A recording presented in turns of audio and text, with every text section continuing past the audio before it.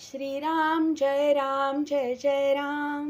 श्री अनंतकोटी ब्रह्मांड नायक राजाधिराज सच्चिदानंद सद्गुरु श्री ब्रह्मचैतन्य महाराज की जय। जय जय रघुवीर समर्थ। श्रीराम। श्री ब्रह्मचैतन्य गोंदवलेकर महाराज प्रवचन 31 जुलै। आपण भगवंताचे झालो तरच सुखी होऊ. आपल्याला साधायचे काय आहे हे ध्यानात धरले पाहिजे. परमात्मा साधायचा आहे आणि शरीर आणि प्रपंच ही साधने आहेत हे पक्के समजावे. आपण साधनाला साध्य आणि साध्याला साधन मानतो म्हणून आपले चुकते. एका गृहस्थाला मुलाबाळांसह मुंबईला जायचे होते. आता आगगाडीत बसायला मिळेल या आनंदात मुले गाडीत बसली, पण मुंबईत जाण्यासाठी गृहस्थ गाडीत बसला. गाडीतून उतरताना मुलांना वाईट वाटले, त्या गृहस्थाला नाही तसे वाटले. वसिष्ठांनी रामाला सांगितले की रामा, तू प्रपंचात वागताना अंतर्यामी निस्संग राहा. मी देह नसून आनंदरूप आत्मा आहे, निस्संग आहे, ही दृढ भावना ठेवून प्रपंच करावा. जमीन सोडून कुणाला राहता येत नाही, त्याप्रमाणे प्रपंच कुणालाच टाकता येत नाही.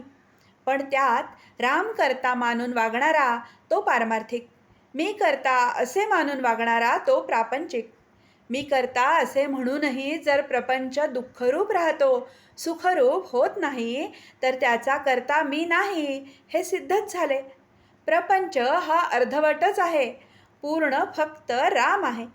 मिठाचे पोते कितीही धुतले तरी त्याचा खारटपणा जात नाही, तसे प्रपंचाचे आहे. म्हणून परमार्थ हे ध्येय ठेवून सुलभ असे साधन जे नामस्मरण ते अखंड करावे. प्रपंचात आपण किती कष्ट करतो, तितका मोबदला मिळत नाही तरीही कष्ट करतो. परमार्थात तसे नाही.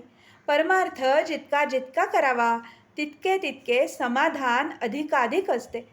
आयुष्यभर प्रपंच केला तर मृत्यूसमयीही प्रपंचच आठवेल. म्हणून प्रपंचाचा हव्यास धरू नये. प्रपंचातल्या वस्तू आज ना उद्या जाणार हे जाणून त्यांच्याबाबत अलिप्तपणाने वागावे. ही वृत्ती अभ्यासाने आणि वारंवार विचाराने वाढवावी. प्रपंचात प्राप्त झाले त्याचा हर्ष न करावा, गेल्याचा शोक न करावा. देह प्रारब्धावर टाकावा. हे साधायला एक मोठी परिणामकारक आणि सोपी युक्ती आहे. आपण रामाचे व्हावे, राम ठेवील तसे समाधानाने राहावे. हे सर्व विश्व आणि अखिल प्रपंच ईश्वराचा आहे, तो ज्याचा त्याला देऊन टाकून मोकळे व्हावे. सर्व ईश्वराचे आहे, माझे काही नाही असे समजणे म्हणजे ईश्वरार्पण करणे आहे. आपण भगवंताचे झालो तर सुखी होऊ, नाही तर दुःखी होऊ. धान्यातले दगड, माती, पाकड निवडून बाजूला काढून धान्य जे सार ते घ्यावे.